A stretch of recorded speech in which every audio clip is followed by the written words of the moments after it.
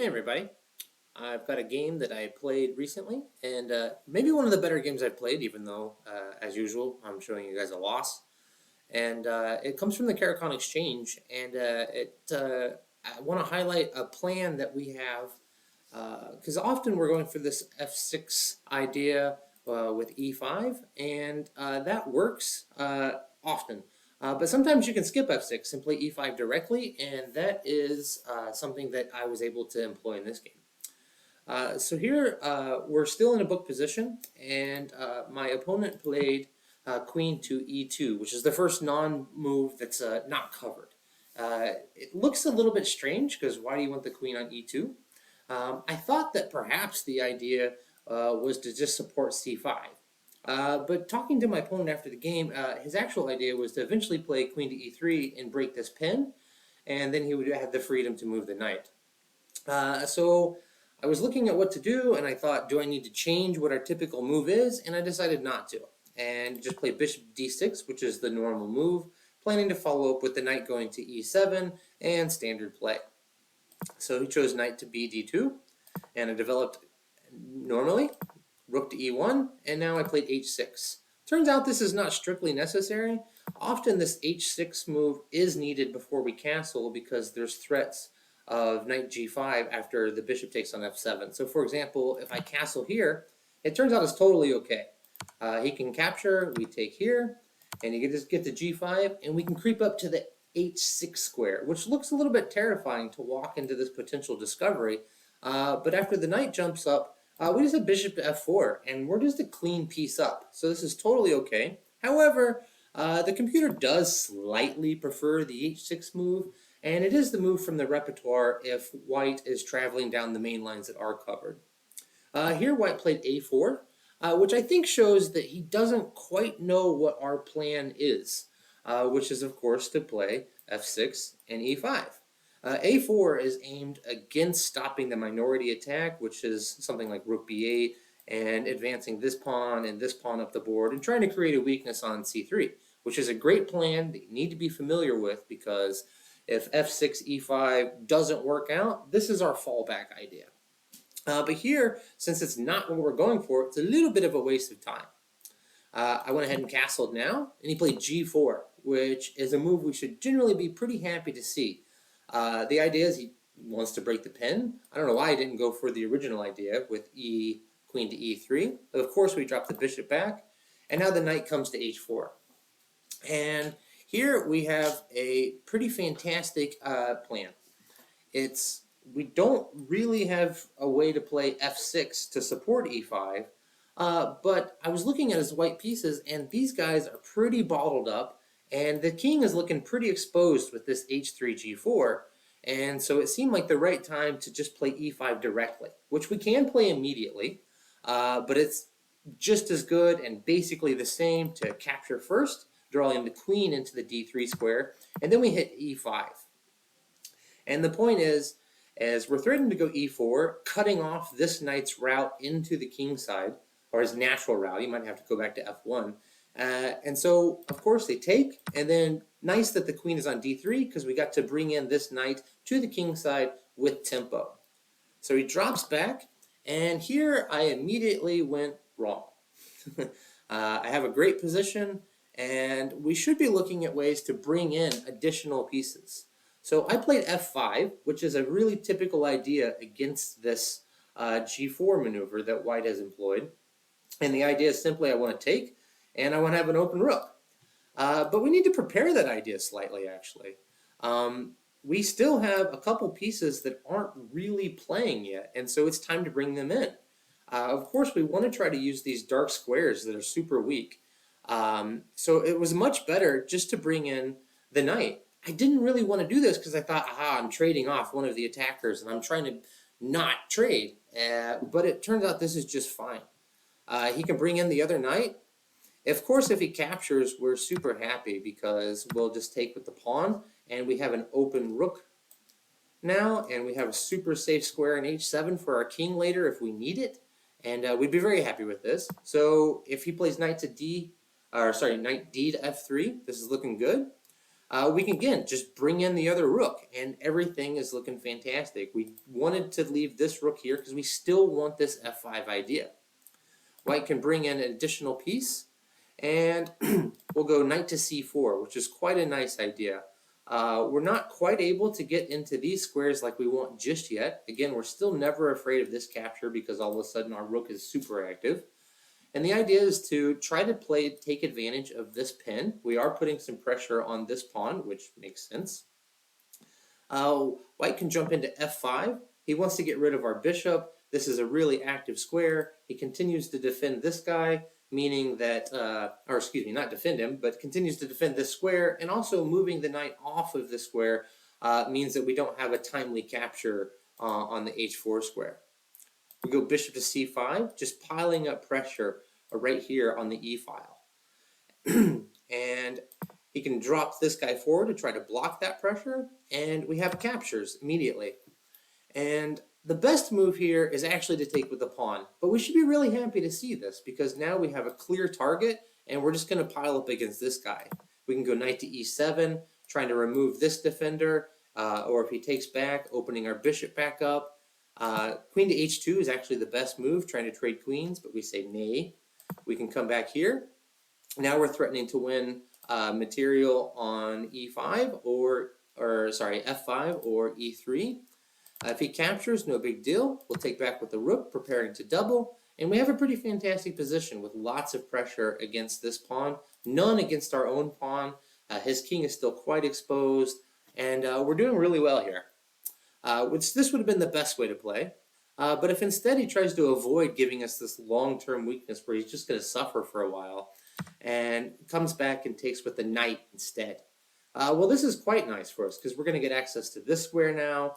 We maybe have this guy. We have ideas of lifting our rook up. So we start with go ahead and jumping in. We immediately have ideas of coming here and with this nice forking maneuver. Of course, we can't do it just yet, but we'll get there. King drops out of the way, just getting out of that.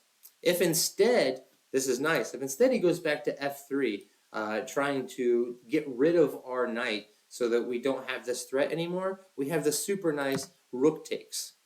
And after the pawn takes, we get access to the g3 square.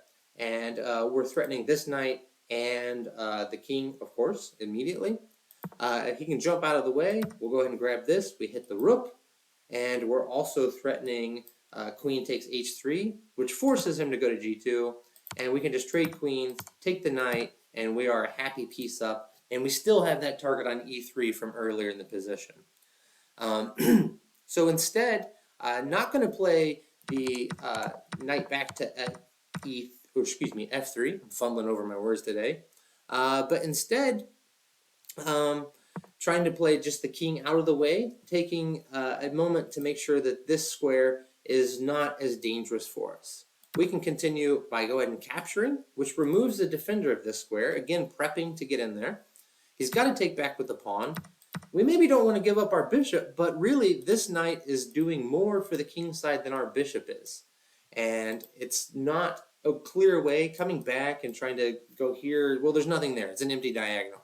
So we give up the bishop, he takes, and then we prepare rook to e6, which is another reason we wanted to remove this knight so that we can lift up our rook. Maybe when we play f5 now, at some point, we'll have access to the g file. Maybe we'll just double and continue with this annoying pressure along this file. Maybe we'll just bring the rook to f6 and support the knight coming in. So rook to ac1 makes sense.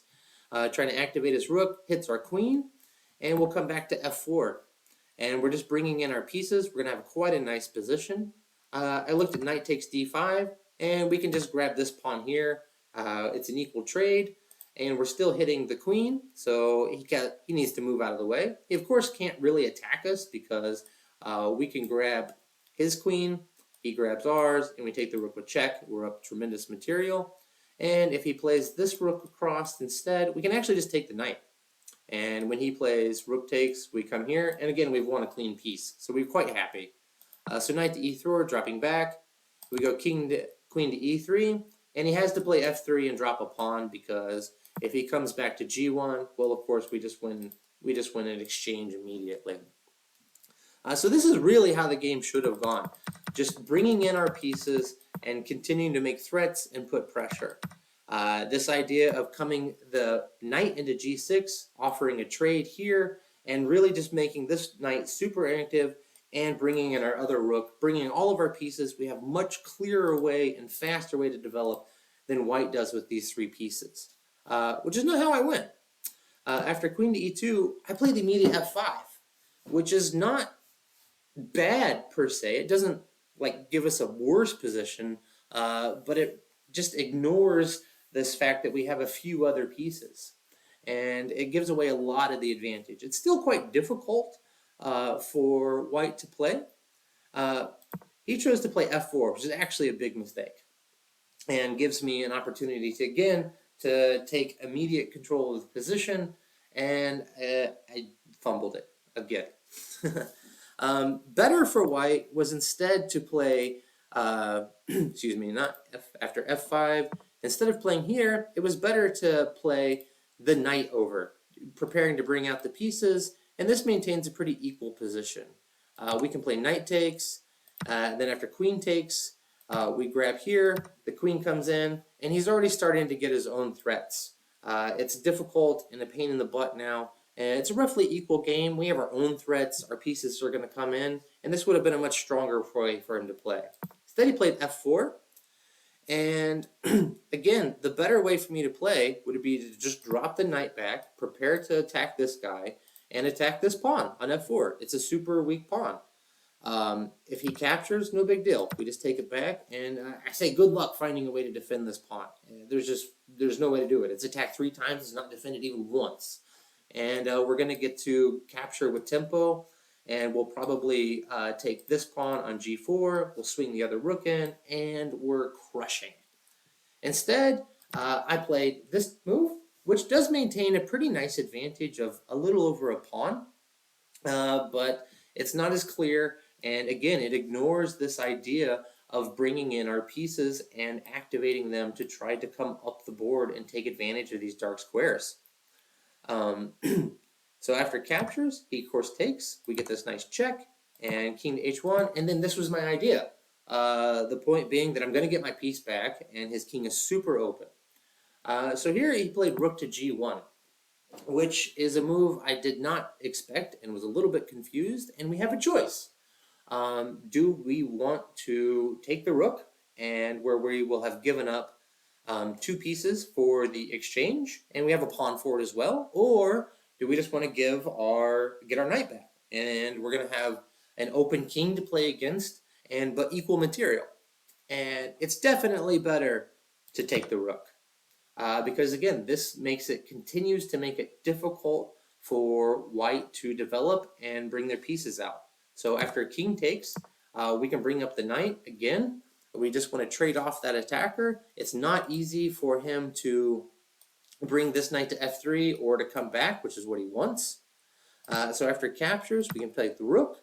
After he plays here, we can grab this pawn, and we have a pawn and 2 pieces for the rook. Or we have a rook and pawn for 2 pieces. Our rook will swing over. We still have a great attack. We're coming with tempi, and we're crushing. The engine's giving something like +5 for this. Instead, I played bishop takes because I thought this was the safer way to play, which is a problem that I have often. I sort of play intuitively a lot, and I thought that I was going to maintain a lot of my attack, and I just have equal material, and it still wasn't super clear how he was going to untangle. It turns out he does have a really clear way to untangle, and the position is almost dead equal now. He plays queen to g4. He has threats against this pawn. He has threats against this knight. In fact, I'm lucky to have knight f5, which just holds everything together. But look, he already has this threat. He's got a clear way to bring this knight up and create additional threats of the bishop coming in and taking on h6. And we have all kinds of problems now. It's just an equal game where it's not clear who's attacking who anymore. He played knight to f3, and I played bishop to f2, just trying to shut out this bishop. I don't want it to get active. He chose rook to g2, makes sense, and I played bishop to e3. But again, he's just as active as I am, I mean, if he can't capture because of this, and thankfully the queen is still defending, so this knight isn't strictly required to be on f5. I played rook to e2, which actually gives me a sort of a tactical idea, but I was never going to see this. I'm kind of starting to get into time pressure. Could have played h5 here, and the point is to try to get queen to c4, and I'll bring the queen across to f4 and have some nice threats against the knight here. Now, I don't know that I was ever going to see this. Queen to g2, we go queen to c4, he captures, and we take with the knight, and after this capture, sorry, I messed that up a bit. Oh, yeah, we have queen takes e2, and after this takes, we have this fork. Yeah, I didn't see this. This was straight computer line. Instead, I played d4, which I thought seemed pretty natural, and was a pretty clever way of holding the bishop here. I didn't want to allow him to develop. He took, and I should take with the pawn. I take with the pawn, and we just have a level position. My knight is strong. This pawn is strong. It's really hard for him to do anything about that. He can't move this knight to try to take our knight out because he'll drop this guy. And it's just a balanced level position. Instead, I chose knight takes because I thought that it came with tempo. He can't really take this guy because then I'll take the knight. And I thought this was creating some threats. At this point, I was really low on time, and both of us were. And I was just trying to continue to make threats and try to force something through on the king side. He played queen to e4, and in pure desperation, I just played rook takes. I did have a way to tactically defend the pawn, which is knight to f5. And I'm threatening to come here. He can't take this guy because we'll give a check, win the queen, and we'll probably capture here. And again, just a level position, but it's already quite difficult. This pawn is all of a sudden maybe dangerous. It's not clear. And we're not making any real significant threats after just the king moves out of the way. So I played rook takes, and this is really the beginning of the end. He just goes ahead and grabs it. I finally bring in the other rook, which I should have done, I don't know, 10, 15 moves ago. And after queen to e4, the immediate queen to c4 was okay, but I was just trying to find some way to try to continue making threats.